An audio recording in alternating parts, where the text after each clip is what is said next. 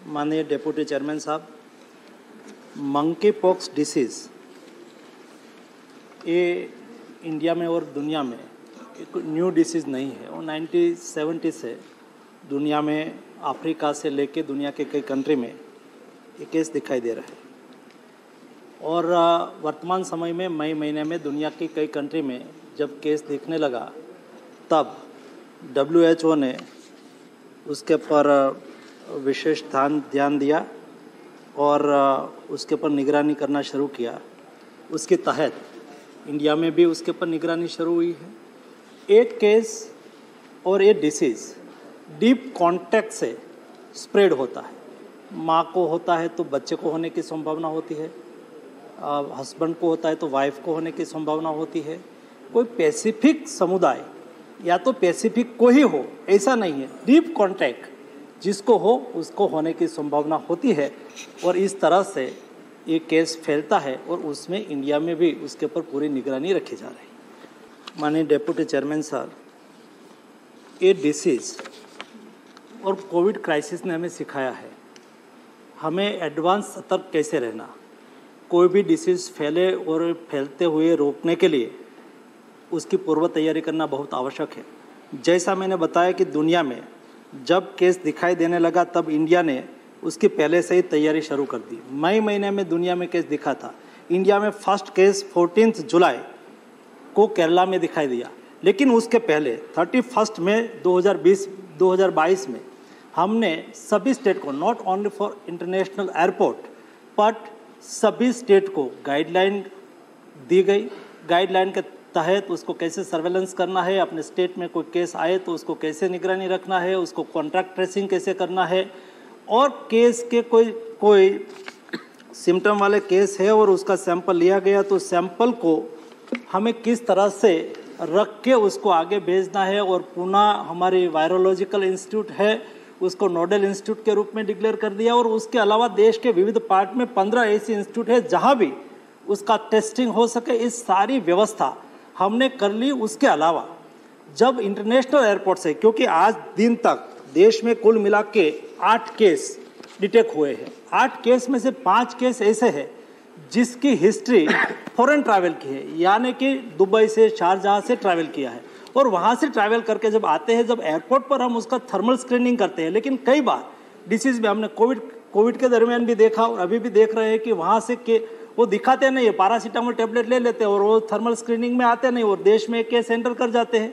तो इस तरह से ना हो, इसलिए हमने दुबई गवर्नमेंट को भी लिखा कि वहाँ से भी कोई वहाँ से ट्रैवल करे कोई भी कंट्री में तो उसका भी वहाँ से ट्रेसिंग करके उसका रिपोर्ट हमें भी भेजा जाए ताकि हम उसको अच्छी तरह से निगरानी कर पाए।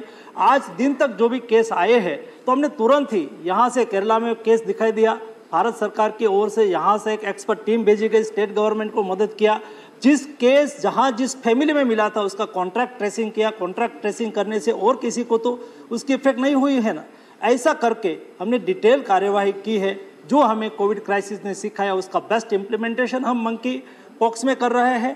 और मंकी पॉक्स एक ऐसा डिसीज है, वो ज़्यादा रिस्क नहीं है, हम थोड़ा सा भी सतर्क रहे कि एक फैमिली में आई रिप्लाइंग टू फैमिली में किसी को हुआ है और उसको ट्रेसिंग कर ले और बाकी लोग उससे थोड़े समय के लिए उसका 12-13 दिन के लिए उसके अंतर बना के रखे तो उसको कंट्रोल किया जा सकता है। और मेरी अपेक्षा है कि इस सतर्कता के आधार पर हम उसको अच्छी तरह से कंट्रोल करें। दोनों माननीय सदस्य ने वो डोमेस्टिक पैसेंजर्स का भी बोला, तो आपने अंतर्राष्ट्रीय और डोमेस्टिक दोनों का कवर किया। हाँ, थैंक यू। तो माननीय सदस्य ने बहुत महत्वपूर्ण क्वेश्चंस राइज किया है। स्वाभाविक है कोई भी डिसीज़ उसको हल्के से नहीं लेना चाहिए, उसको सीरियस ही लेना चाहिए। और देश के कोई व्यक्ति का कोई भी डिसीज़ से मृत्यु न हो, हम सब चाहे। और मंकी पॉक्स डिसीज़ के संदर्भ में भी पब्लिक अवेयरनेस बहुत आवश्यक है। भारत सरकार की ओर से नीति आयोग के मेंबर के अध्यक्षता में हमने एक टास्क फोर्स भी बना दिया है। टास्क फोर्स के आधार पर वो समय समय पर उसका आकलन करते, स्टडी करते। मैंने भी और सभी स्टेट गवर्नमेंट को लेटर भी लिखा है, तब जाके अपने स्टेट में भी उसके अवेयरनेस के कार्यक्रम चलाए, पब्लिक को अवेयर करें। कई एक्सपर्ट लोग भी टेलीविज़न के माध्यम से पब्लिक अवेयरनेस करके डीप कॉन्टेक्ट से ऐसे कोई संदिग्ध केस है तो उससे दूर रहे। दूर केवल इतना ही रहना है कि उसके जो नज़दीक के लोग हैं वो उसके अंतर बनाए रखे, बाकी घबराने की आवश्यकता नहीं। कई बार ऐसा होता है कि कई लोग ज़्यादा बोलने से वैसा तैसा बोलने से पब्लिक में एक फियर आ जाता है, डर आ जाता है। एक केस के मंकी पॉक्स के संदर्भ में डरने की कोई आवश्यकता नहीं है। भारत सरकार की ओर से स्टेट गवर्नमेंट के साथ कंसल्टेशन करके बातचीत करके पब्लिक को स्टेट कंट्री में अवेयरनेस किया जा रहा है ताकि एक डिसीज को आगे बढ़ते हुए हम रोक सकें। माननीय डिप्टी चेयरमैन सर,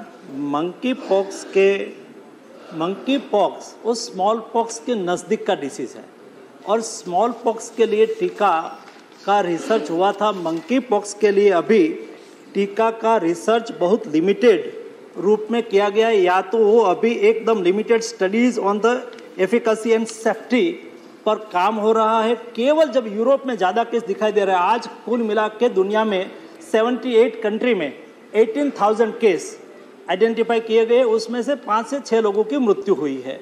और जहां एक केस ज़्यादा दिखाई दे रहा है, एक कंट्री में अभी कोई उसका डिटेल स्टडी नहीं हुआ है, लेकिन एक अंकारा जो एक स्मॉल पॉक्स का वैक्सीन था उसके नज़दीक का एक वैक्सीन वो आज लगाना शुरू किया है। कॉन्ट्रैक्ट ट्रेसिंग करके जो नज़दीक के लोग हैं उसको लगाया जाता है, लेकिन वो डिटेल स्टडी करके बना हुआ वैक्सीन नहीं है। और WHO ने भी कहा है कि उसका सार्वजनिक वैक्सीनेशन करने की आवश्यकता नहीं है। जहां कोई ऐसा केस आइडेंटिफाई किया जाए तो उसका कॉन्ट्रैक्ट ट्रेसिंग करके नज़दीक वाले लोगों को वैक्सीनेशन करना है। वो यूरोप में हो रहा है, इंडिया में भी ये वायरस को, मंकी पॉक्स वायरस को आइसोलेटेड हमारे साइंटिस्टों ने कर लिया है और उन्होंने ICMR ने एक एक्सप्रेस ऑफ इंटरेस्ट भी फ्लोट किया है, जैसा कोरोना वायरस के लिए किया था। जब पहले वायरस को आइसोलेटेड किया जाता है, आइसोलेटेड करके रिसर्च और उसका मैन्युफैक्चरिंग प्रोडक्शन के लिए उसको और इंस्टीट्यूट को बुलाई जाती है। ऐसी सभी देश की इंस्टीट्यूट के लिए एक एक्सप्रेस ऑफ इंटरेस्ट फ्लोट किया है। उसके आधार पर जो भी हमारे इंस्टीट्यूट, जो भी हमारे साइंटिस्ट आगे आएंगे, उसको आइसोलेटेड किया हुआ वायरस उसको दिया जाएगा ताकि वो देश में ही मंकी पॉक्स वैक्सीन का रिसर्च कर सके और बना सके। माननीय डिप्टी चेयरमैन साहब, ये देश के ताकत है और क्षमता भी है।